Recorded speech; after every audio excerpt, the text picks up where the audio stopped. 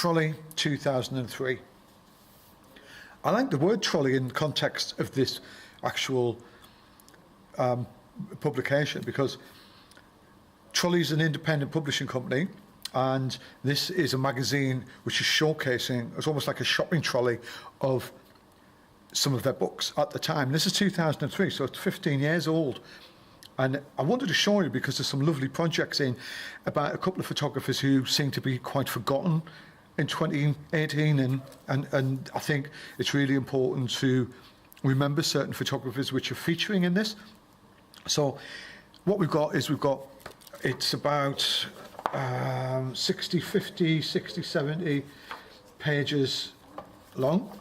It's almost a zine style quality to it. It's like 10 by 6.5. It features 3, 6, 7 books, which Agent Orange, Open Wound, Waterculture Echoes, Oscar Niemeyer, Mike Smith Studio, and Vedomazier. So I'm going to attempt to sort of give you an insight into it. I think obviously it's an old publication. Some of you may have the books. It's a sort of historical context. I want to put it into the camera review because it's just a nice, enlightening way of seeing what was done in the past and how people promoted their work and promoted their publishing and just promoted photography. So there's no consequence to me to show this, but I just feel it's an interesting pamphlet, magazine, brochure, whatever. So Trolley 2003. So nice layout. We've got the chapters here. We've got Agent Orange by Philip Jones Griffiths. We've got Open Wood in Chechnya, which Stanley Green. There's 2 photographers who I like. We've got Waterculture, edited by Francesca Sorrenti. Echoes by Christopher Perkins. Oscar Niemeyer, Serpentine Gallery Pavilion. Photography, Ludwig Abashe. Text by Julia Payton-Jones. Making Artwork with My Stiff Studio. Edited by Patsy Craig. That might be an accumulative of different photographers. The National History of Via Marchesa, edited by Meto de Ongenzengio. I'm rubbish at pronunciations, but what the heck. And then we've got a backlist. Now, I presume this is a backlist of books in their catalogue, and this is their current titles, which they are showcasing in this. And let's just go to the back, and I'll show you what I mean. So here's the projects, here's the publication, the design, sorry, the sort of page, the ISDN, and here is the design, here is the title, the price, the list, what it is, publication month, binding, etc., trim size, illustrations. Really, I like this. I actually think this is a really good idea. Probably it's expensive, 2003, something like this. But I think you know, a lot of people used to do this. I think is a great way of promoting your work. And around the beginning of the 2000s, we relied a lot on printed media to promote ourselves. And it's only, I would say, in the last 10, 12 years that we've actually really started relying on digital fully. And you know, I remember in 2000 and just before that, we were relying on spending £500 on a portfolio to send out to clients and stuff. So this was common. 2003 was probably it's common practice. And I've shown other stuff with the Magnum work and their brochures from roughly around the same period. So Agent Orange, and it is Philip Jones Griffiths, collateral damage in Vietnam, which was the aftermath of the poisons left from the Vietnam War. And as Philip went in a lot and documented the whole Vietnam conflict and then the aftermath as well.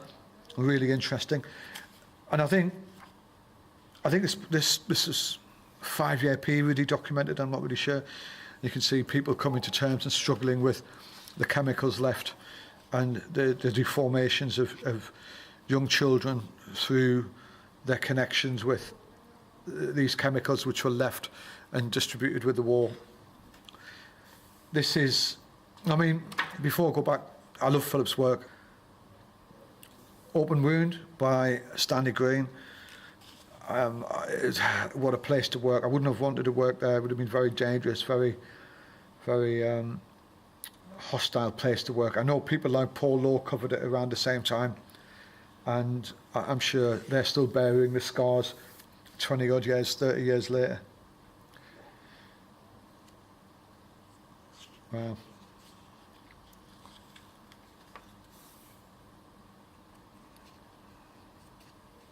Really powerful shots of people living in a war zone. I mean, it's quite crazy.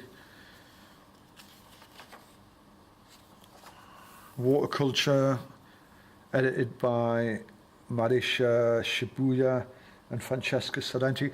I would guess that, I may be wrong, that this is an accumulation of different photographers. So that's a Nan Golding shot. Previous was, yeah, Mara Sorrenti. Okay. That's amazing, look at that. Javier Valeret. It's a magnum shot. Echoes by Christopher Perkins. And what's this about? The echo has a nostalgic déjà vu that history cannot convey. Proust was a master of the reverberating sounds of the past, ill-defined and resonant. Christopher Perkins has selected here from the fragments of a working photographer's life, the archive of and the archive of a single year. Okay, so fragments of work now, yeah, the new millennium, 2001. So I presume he's just documented his life as a working photographer in 2001. Images that unashamedly evoke his memories of that year, sentimental, odd, striking, and intensely personal. Okay, so that could be interpreted as a walk in the field, or it could be a client shoot, or it just could be something he's documenting. And there's some titles to that, but I won't go into them too deeply. So there's a little bit of history about Chris. This is New York, obviously 2001. And that's Singapore. Oh, that's raindrops in hotel window in Sumo, and that's Singapore, Orchard Road. Oscar Neymar. I guess this is the building of the Serpentine Gallery Pavilion. It's interesting.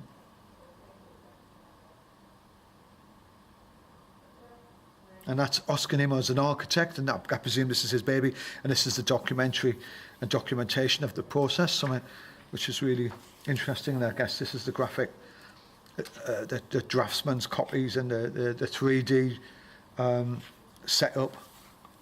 Mike Smith's studio, the making artwork.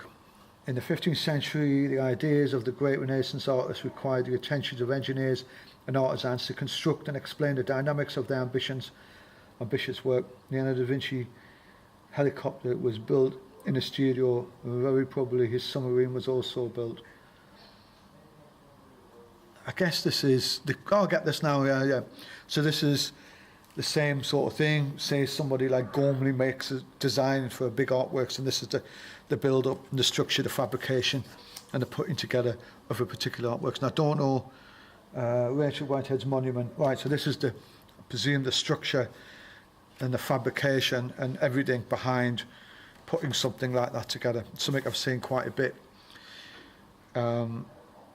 with my friends, company Helix 3D, who do a lot of this building and constructing and fabricating for film sets and building stages and stuff like that. So I'm very familiar with this sort of process, starting from the design to the wood, to the structure, to the design, the final materials, and then the finish. It's interesting. Now, I don't know much about this. That's why I was getting the pronunciation wrong. Vedovamezi. I'll get it wrong, no doubt. So, I'm not really sure, to be honest. It looks fascinating, but look at these. These are different projects. This is, let's have a look. So that's what I'm presuming Ghetto, and this is Hide That Can. This looks interesting, I really like that, look at that. This is The Firm, which I think is Jocelyn Bain Hogg's book. This one is the Hermanov, Hermanavos,